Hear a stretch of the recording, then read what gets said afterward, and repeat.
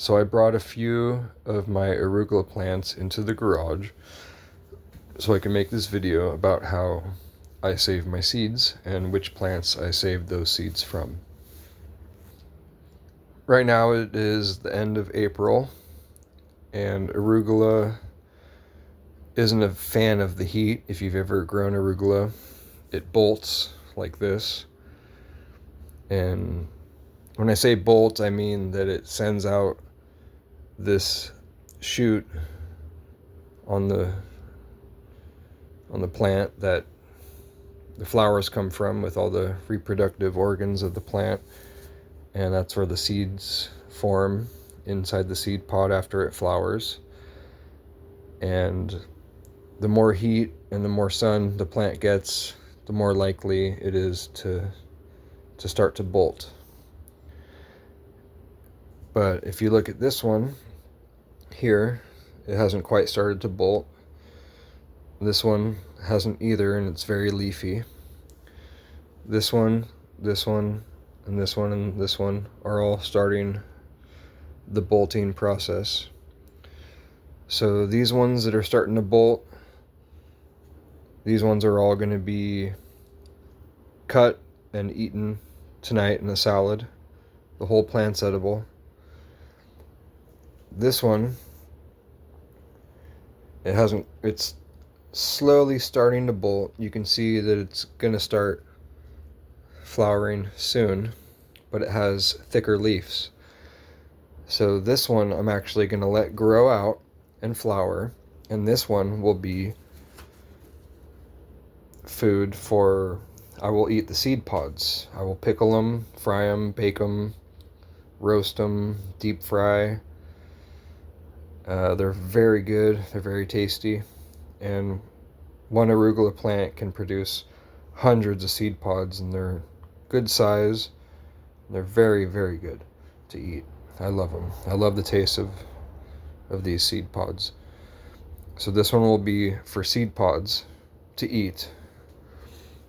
These ones that have already bolted is just part of my normal garden, where I'm just going to pick the leaves and eat them now. This one, which hasn't started to bolt yet, and is my leafiest one, this is the one that I'm not going to eat. Even though it looks the most appetizing out of all these plants, it's the greenest, it has the biggest leaves, it hasn't started to flower. Because once these start to flower, a lot of the energy of the plant goes into making the flower and the seeds, and you lose a lot of nutrition and flavor in the actual leaves. So even though this is the best looking one, this right here is the one that I am not going to eat. I'm not going to cut a single leaf from it. I'm going to allow this plant to fully just go through its process and do its thing. And this is the plant that I'm going to save the seeds to grow next year. And that's what I've been doing for about 20 years. I always say 20 years, but when I think about it, I have been growing arugula for almost exactly 20 years to the date. And I've only had to buy arugula seeds one time. I've only bought seeds one time for this plant and many other plants that I grow. But this video is about arugula, and it's about saving the seeds. I make sure that I save the best plant every season just for seeds, strictly for growing plants next year. And the reason I do this is because every year these plants they get a little bit better and better. The leaves get a little bit bigger, they're more greener, they're more acceptable to the heat. And by me taking the best plant that hasn't started to flower yet, all these seeds were planted at the same time. All these plants came from the same flowers from the same plant. So all these plants came from my best arugula plant from last year. And all my arugula plants from last year came from my best arugula plant from the year before, and so on 20 years ago. And I'm going to keep doing this for another 20, years or more. So this will be the one that I grow next year. And this will be the one that I don't eat.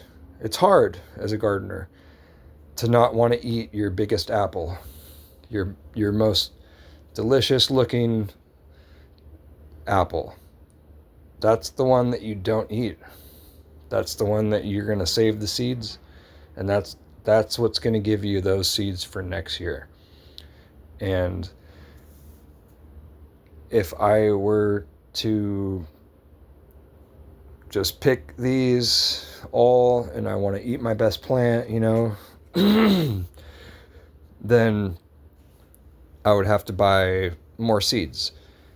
And yeah, a seed packet, an arugula seed packet, I mean, you could probably get for 25 cents, 50 cents, maybe $1. But it's not necessarily about saving money.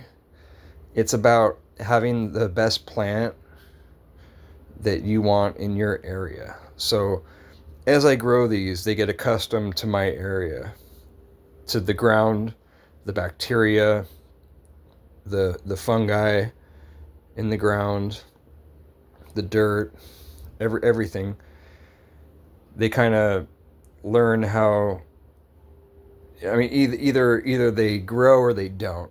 If they do grow and they do good like this one is, then that's a good sign, and that's going to be the one that I save. So I am saving some money. It's not a lot of money by not having to buy seeds. It's, like I said, it's not about saving the money. It's about every year getting a better and better plant, more nutritious, bigger leaves, slow bolting, and that's what it's all about. That's what gardening is all about, is making your crop better and better every year. And for some reason, this plant, even though they were all started at the same time, they all came from the same seed pods, they all have the same soil, they're all placed in the same spot in the garden, they get the same sun, they get the same water, but it happens. You get better plants out of one batch. And that's how you get different varieties. We have broccoli and cauliflower. Well, those are the same plant. But somebody they specifically selected one seed from one flower over the other because it had traits that they liked. This plant has traits that I like. And every year I find, out of different species of plants, I find one plant that has traits that I favor. And this year, this arugula plant, I favor its traits. And the next year, when I grow, or actually this fall, when I grow this plant's seeds, it will have a remarkable amount of traits from this plant that I enjoy, and that's why I'll pick this one to grow the next year. So saving seeds saves you money, and it also makes more food for you, but it is difficult, and you have to have some self-control to not want to eat your best plant. And that's what it's all about. That's what gardening is all about, is making a better crop each and every year.